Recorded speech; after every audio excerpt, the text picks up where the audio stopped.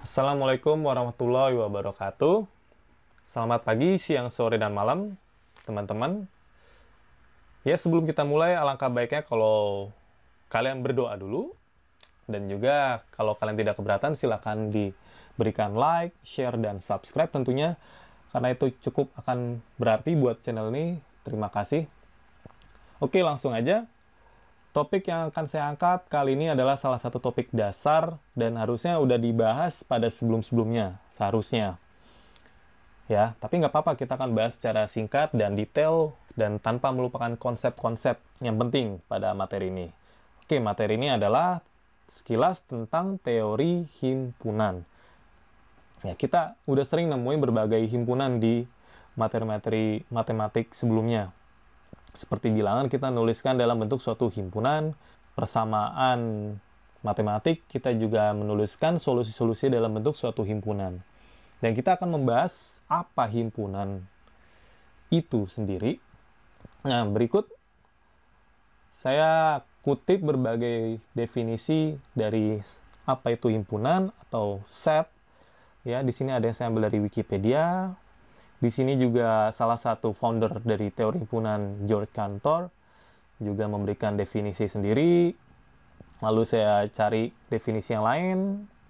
Saya rasa di sini nggak ada definisi yang terlalu formal. Ya, intinya himpunan, kumpulan, objek-objek. Ya, mau banyaknya bisa terhingga, bisa tidak terhingga banyaknya. Objek tersebut bisa apapun, bisa seperti angka, orang, ya, bisa huruf, atau bisa himpunan juga, ya, bisa jadi himpunan tersebut isinya adalah suatu persamaan atau nomor telepon teman-teman dan lain-lain lah. Oke, jadi kita nggak perlu terlalu detail sama definisi. Oke, yang pertama kita bahas adalah notasi dasar pada himpunan. Gimana cara kita menuliskan suatu himpunan? Nah, beberapa hal yang harus kita tahu. Pertama, biasanya loh ya, menggunakan huruf besar atau kapital untuk menyatakan suatu himpunan. Jadi kalau kalian punya suatu himpunan, kalian tulis nama himpunan tersebut dalam huruf besar, ya.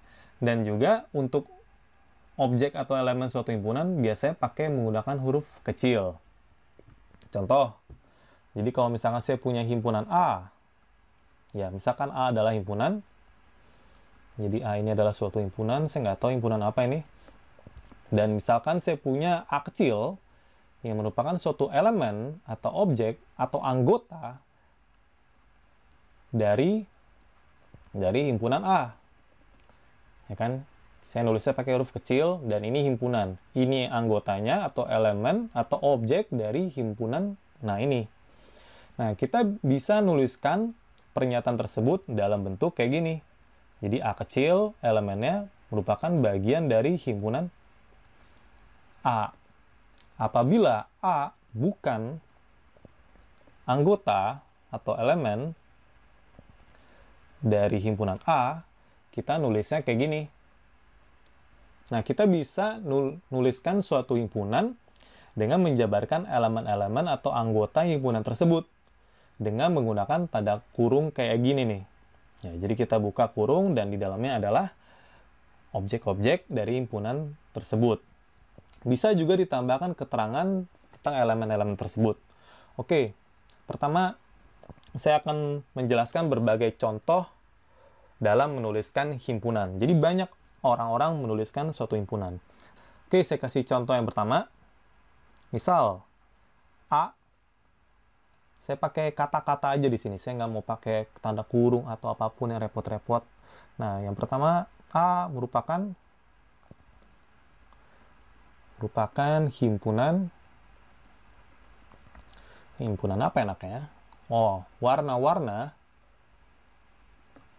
pada bendera negara Indonesia. Apakah ini suatu himpunan? Ya, ini suatu himpunan. Cuman saya menyatakannya cukup dengan kalimat saja. Jadi A itu adalah suatu himpunan. Apa anggota dari himpunan? Warna-warna ini anggotanya. Warna-warna apa? Nah, ini keterangannya. Warna-warna pada bendera negara Indonesia. Nah, sekarang saya mau menjabarkan anggota tersebut. Nah, jadi saya bisa nuliskan himpunannya sama dengan kayak gini. Ini himpunan A dengan menggunakan tanda sama dengan, lalu buka kurung, dan di sini saya tuliskan elemen-elemen dari himpunan yang saya maksud. Ya, A itu himpunan warna-warna bendera negara Indonesia. Sebagai warga negara yang baik, kita harusnya tahu warna apa saja pada bendera negara kita. Merah dan putih, ya kan? Berarti kita tuliskan aja elemennya. Merah, koma, elemen berikutnya putih. Gak penting urutannya, mau tulis putih dulu, mau merah dulu, terserah. Oke, ini adalah dua contoh himpunan yang sama, tapi penulisan yang berbeda. Nah, himpunan juga bisa berisikan anggota yang macam-macam. Ya, saya punya suatu himpunan B, katakanlah. Isinya adalah barang-barang di gudang saya. Misalkan ada TV, ada lemari, ada kulkas. Ya, udah itu aja lah. Capek nulisnya. Bisa juga himpunan berisikan suatu bilangan-bilangan. Misal, saya punya himpunan C, isinya adalah 2, 3, min 10, 5, udah ini aja lah ya. Oke. Bisa juga suatu himpunan mempunyai anggota bukan angka, bukan benda, tapi adalah sekumpulan titik-titik. Seperti 2,1, 0,-2, apalagi ya? Ya, 2,7, udah ini aja lah. Oke. Bisa juga himpunan kalian berisikan suatu persamaan seperti Y sama dengan X kuadrat, bisa juga Y sama dengan 2X tambah 1, bisa juga Y sama dengan 3X pangkat 3 min 2X kuadrat. Udah, itu aja lah ya. Nah, jadi bisa macam-macam apa yang menjadi objek himpunan kalian, ya. Nah, kalau kalian lihat, ya, merah merupakan anggota dari himpunan A. Jadi kita bisa dapat menuliskan seperti ini kalau mau. Jadi merah merupakan bagian dari himpunan A. TV bukan bagian dari himpunan A. Oke. Ya, TV merupakan bagian dari himpunan B. Kurang lebih seperti itu. Nah, saya kasih contoh salah satu himpunan yang penulisannya juga sering dipakai orang-orang. Oke, yang pertama, misal saya punya himpunan apa enak ya? Himpunan F. F merupakan himpunan bilangan asli dari 2 hingga katakanlah berapa ya? Hingga 100. Oke. Nah, jadi ini adalah F. Dari 2 hingga 100. Berarti 2 juga masuk, 100 juga masuk lah. Kita anggap seperti itu. Nah, saya bisa mendeskripsikan elemen-elemen tersebut. Ya, 2, 3, 4, dan seterusnya sampai ke 100. Ya, kalau kalian merasa elemen kalian terlalu banyak, pada bilangan kalian bisa pakai kayak titik-titik-titik ini. Salah satu seperti itu. Atau bisa juga pakai penulisan seperti yang satu ini. Jadi F sama dengan, oke, saya pakai huruf F kecil lah. Jangan, nggak mesti huruf yang sama sebenarnya sih. Saya pakai huruf E. Oke, jadi F itu anggotanya adalah E. Apa maksud E? Nah, di sini saya kasih keterangannya. Saya pisahkan dengan garis vertikal, dan di sini saya akan tulis keterangan. Di mana E berada di antara 2 sampai 100, dan E merupakan bagian dari bilangan asli. Oke? Mau nulisnya seperti ini, mau nulisnya seperti ini, dan ini juga sama aja. Mana yang menurut kalian nyaman aja dalam mendeskripsikan sesuatu. Nah, penulisan yang terakhir ini juga sering kalian lihat mungkin di berbagai buku, ya. Jadi, F sama dengan E, nah ini adalah elemennya atau anggotanya.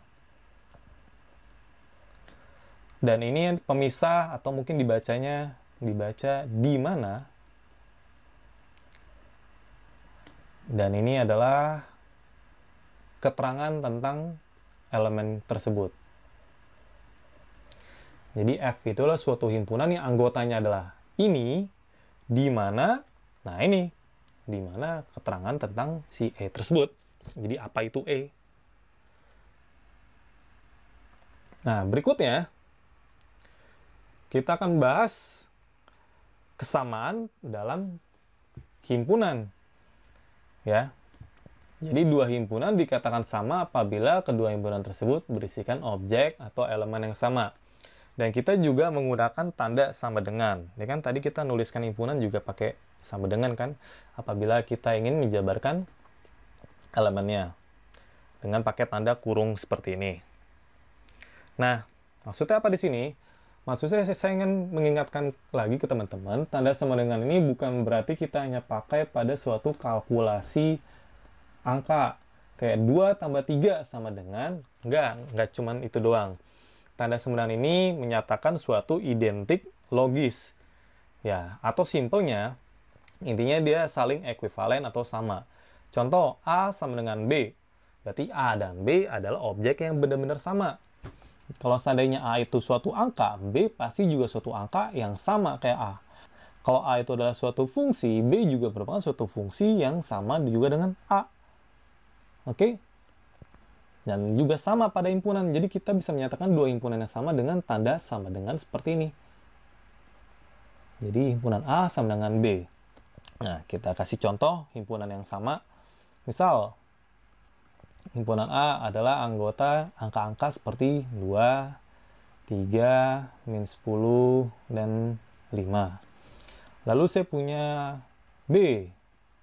B itu isinya apa ya anak ya? Akar 4. Lalu 6/2. Lalu ada min akar 100. Lalu di sini saya punya 10/2. Kalau kalian lihat, himpunan B dan A anggotanya sama semua, ya kan? Akar 4 sama dengan 2, 6/2 sama dengan 3, ini sama dengan ini sama dengan ini. Berarti kita bisa bilang bahwa kedua himpunan tersebut adalah sama. Nah, saya kasih lagi contoh dua himpunan. Misal, A adalah himpunan yang berisikan bilangan-bilangan real non-negatif. Dan B menyatakan himpunan bilangan-bilangan juga real positif. Nah, apakah A sama dengan B? Kita bisa lihat dari anggota-anggota A dan anggota B. Apakah semuanya persis? Dan nyatanya A tidak sama dengan B. Kalian udah tahu kenapa nggak sama? Ya, karena ada elemen yang di A tapi tidak ada pada elemen di B, yaitu angka 0. Ya kan? 0 bagian dari A, tapi 0 bukan bagian dari B. Jadi ada suatu elemen yang tidak ada pada himpunan satunya lagi. Jadi otomatis kedua himpunan tersebut tidak sama.